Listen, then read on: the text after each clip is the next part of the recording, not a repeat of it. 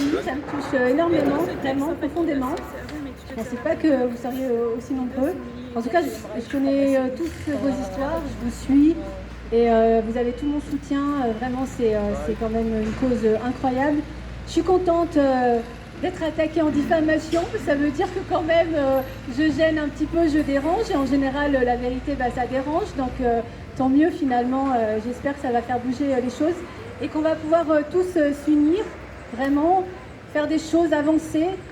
Autant judiciairement, d'être solidaires et de pouvoir échanger nos histoires, les partager, avoir des réseaux de plus en plus gros et pour pouvoir un jour que cette cause elle se sache vraiment et puis aussi prévenir que nos enfants n'aient pas souffert pour rien et que nous on les aime, on prouve chaque jour, chaque minute qui passe qu'on les aime et en tout cas ils étaient beaucoup mieux avec nous et ils peuvent que aujourd'hui nous attaquer en diffamation parce qu'ils savent très bien que de toute façon c'est une grande souffrance pour tous ces enfants ce qu'ils leur font vivre.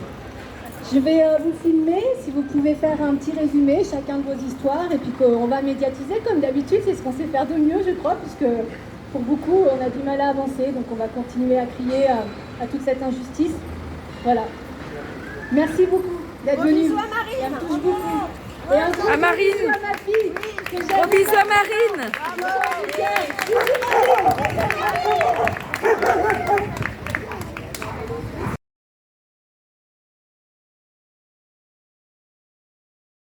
Hélène Lombard, association Rendez-nous nos enfants.org. Alors moi je suis super contente de toute cette mobilisation, c'est vraiment inespéré.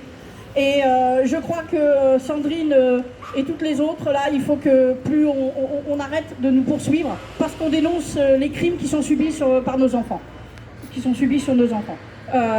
C'est une obligation pénale que de dénoncer les crimes, donc on n'a vraiment rien à faire ici. C'est leur travail que d'étudier ce qu'on dénonce, donc on a encore moins à faire attaquer en procédure de diffamation. Hein. Et puis, il faut que l'on aille plus en avant encore. Donc, j'espère que la prochaine fois qu'une d'entre nous est attaquée en correctionnel, en diffamation, qu'on soit aussi nombreux la prochaine fois.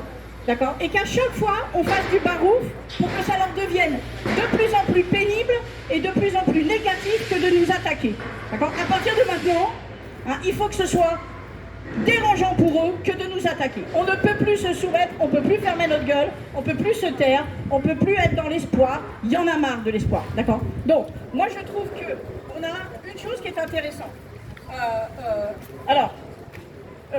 Dans le procès, vous avez vu dans la vidéo sur YouTube je vais faire court, mais j'ai des trucs rapidement à vous dire.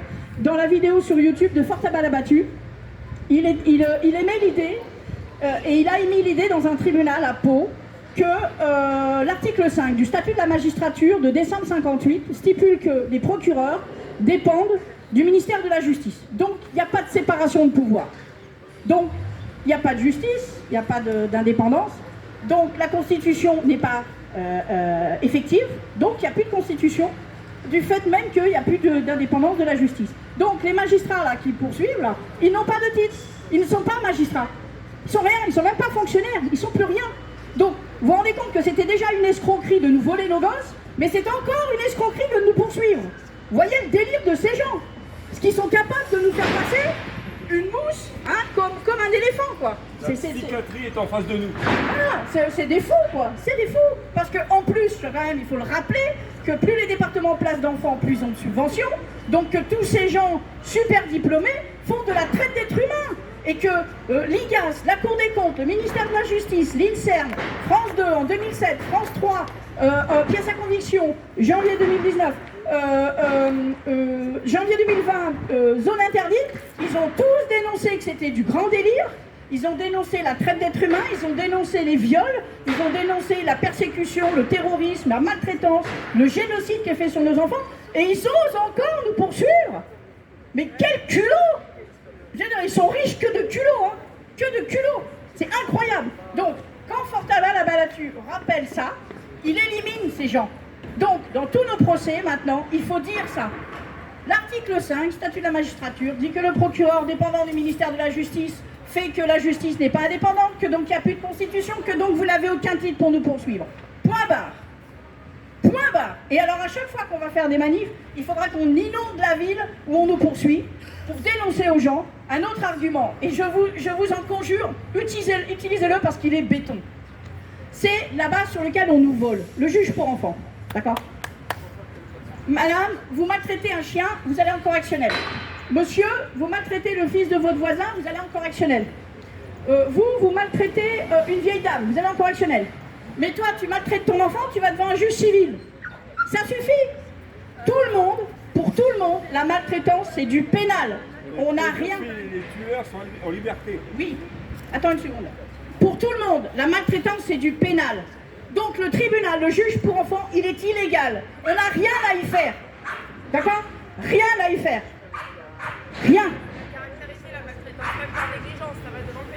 C'est du pénal. C'est du pénal. Donc on est traité différemment. Pourquoi? L'objectif n'est pas de protéger l'enfant. L'objectif est de persécuter le parent et de voler l'enfant. L'objectif, c'est ça. S'ils nous mettaient au tribunal, en prison, au tribunal correctionnel ou en prison, ils n'auraient jamais l'occasion de toucher les enfants. Ils ont inventé le juge pour enfants pour nous voler nos gosses. Or, la majeure partie des enfants qui sont violés, qui sont placés, sont violés. Donc on voit que derrière la réalité, il y avait des grands malades qui nous ont volé nos enfants pour les livrer au réseau. Il faut arrêter d'être dans ce qu'ils nous imposent comme idée. Il faut être dans la réalité de ce que l'on constate. Hein? Parce que maintenant, ça suffit. On ne peut plus se soumettre, il faut se taire. Il y a encore trop de parents qui se taisent, trop de parents qui ne font pas le minimum de ce qu'ils devraient faire. Ça suffit. J'espère qu'aujourd'hui, on va lancer un grand mouvement et chacune d'entre nous, si on est persécuté par une procédure de diffamation, on fait la même chose. On balance et puis la prochaine fois, on inondera la ville des crimes qu'ils commettent. D'accord? Super. Arrêtez le sablier.